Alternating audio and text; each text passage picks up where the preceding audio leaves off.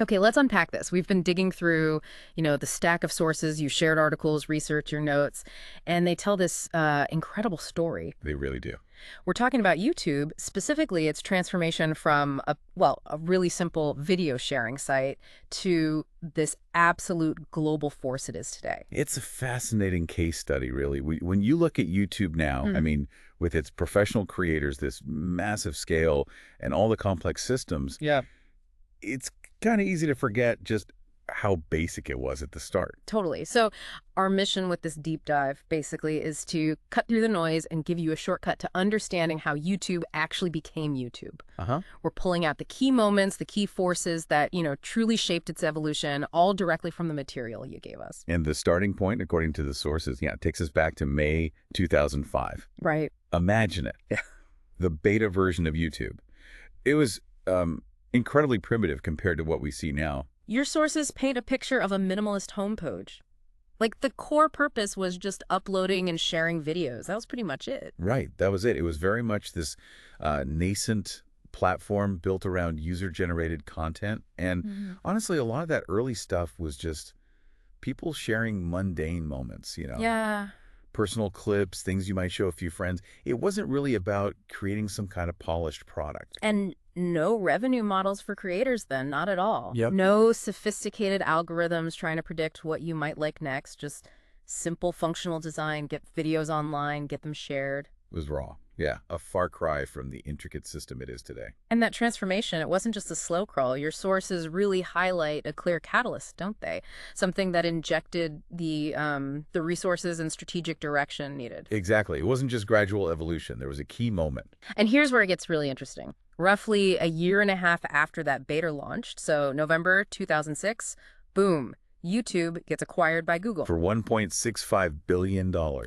Which was huge money back then. Yeah. Still is. And that moment, it just fundamentally changed the trajectory of the platform. Absolutely. That acquisition wasn't just a change of ownership.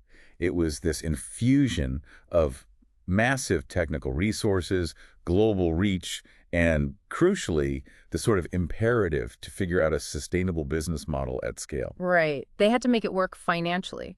And that's what we really want to dig into now. What were the specific, foundational shifts Google engineered after buying it? Yeah, how did they take this basic site and sculpt it into the sophisticated, monetized global platform it is? And of course, touch on the big ongoing challenges it faces even now. It's a story of leveraging existing strengths to build something entirely new. It really is. So coming back to the core of this deep dive, the sources you provided really hammer home the incredible distance YouTube has traveled. Oh, definitely. From that basic video sharing idea in 2005 to the complex global media giant it is today. It's night and day. And Google's role post-2006 acquisition was absolutely pivotal in that journey. It wasn't just a handover. It was like an active re-engineering based on Google's core competencies. Thinking about those foundational changes, the most immediate and maybe the most obvious impact was just the sheer muscle Google provided, right? Yeah. The necessary financial backing and critically the infrastructure. Yes, exactly. Scaling a platform like YouTube demands just massive investment in servers, bandwidth, data centers all over the world. Stuff a startup just couldn't afford. Right. Google already had that capability and the capital to grow it exponentially. Yeah. This wasn't just like a technical upgrade. It was building the physical foundation needed for global scale and reliability. Okay. So with that base in place, the next giant leap, according to the sources, was tackling the business model. And tied into that, the really complex issue of content rights.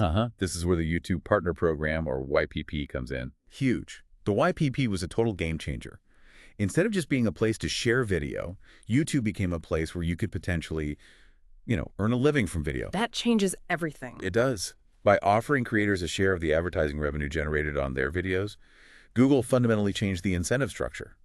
It transformed the platform from like a hobbyist space into a potential career path. And that spurred this massive increase in both the quantity and, importantly, the quality of content being produced specifically for YouTube. And tied into that revenue, you mentioned rights. The necessity of dealing with copyright. A platform built on user uploads. Yep. That's inherently going to face this, right? Exactly. It's unavoidable. And that's where Content ID became indispensable. Your sources describe it as a system that effectively fingerprints copyrighted material, Okay. allowing rights holders to automatically identify when their content is being used elsewhere on the platform. And this wasn't just a legal tool, though, it was that too. It was essential for building trust with, traditional media companies and, crucially, for making the advertising model viable.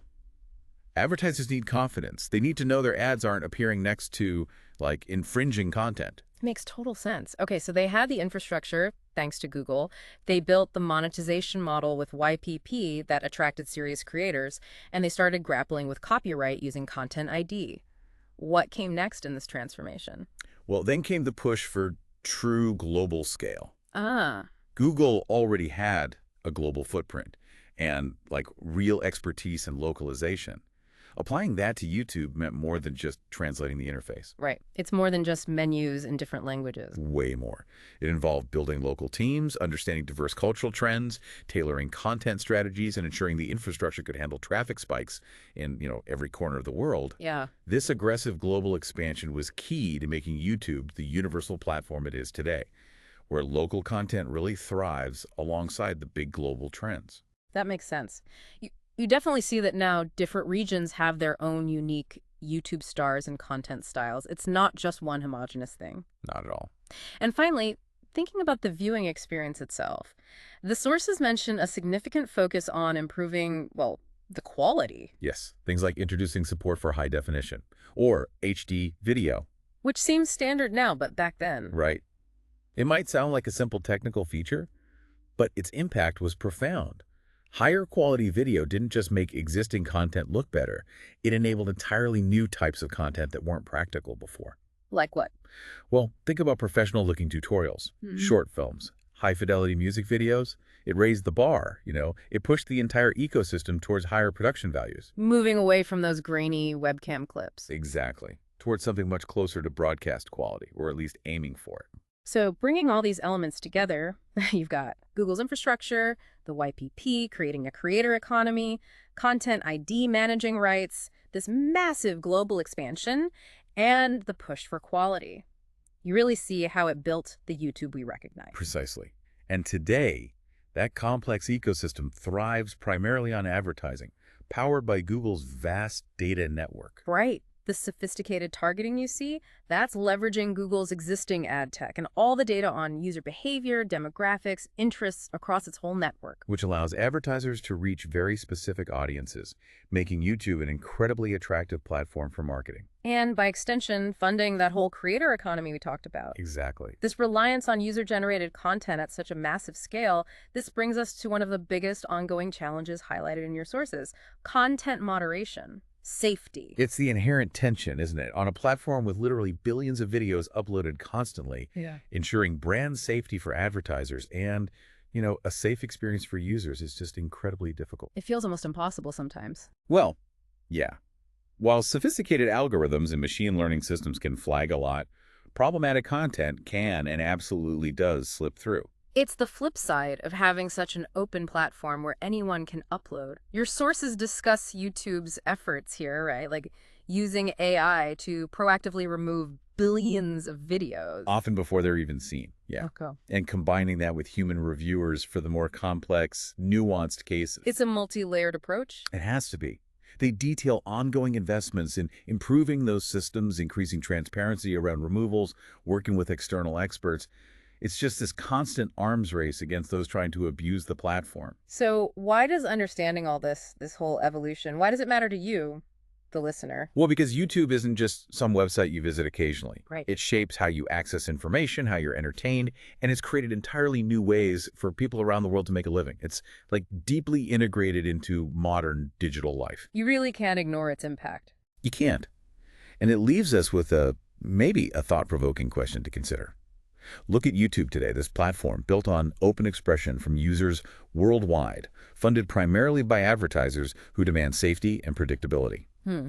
There's a fundamental ongoing tension there, isn't there, between facilitating that vast, diverse creation and the immense continuous effort required to curate, moderate, and keep the platform safe and valuable for everyone involved. Advertisers, users, creators. Everyone.